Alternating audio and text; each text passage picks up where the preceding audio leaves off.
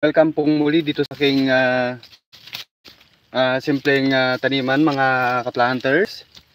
Yan, dahil maaraw ngayon ay naka-schedule po tayo na mag-apply ng fertilizer dito sa ating tanim na kamatis mga ka-planters, ano? Yan, so very minimal lang yung tanim natin na kamatis dito sa ating garden ngayon mga ka-planters, dahil itong medyo mas maluwang na ito. Yan, hinahanda po natin yan para matamnan po natin next. Yan, yan po siya.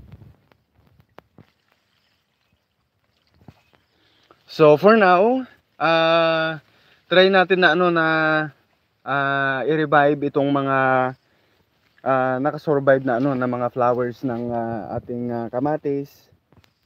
Yan, yan po sila. So lalagyan natin ng ng fertilizer yan para hoping na na mag-develop, hoping na maging okay naman na yung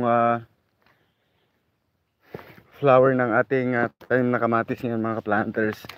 Yung una kasing flower mga ka-planters, talagang naglaglagan sila. Siguro dala ng dala ng dire-diretsong pag-ulan. Yan, medyo nagkaroon ng problema dito. Yan. Tulad niyan. Yan, mostly ang reason kung bakit nagkakaganyan ay lack of nutrients talaga. Yan. At syempre nasobrahan siguro ng tubig. Yan, tubig ulan. So ito po yung nangyari dito sa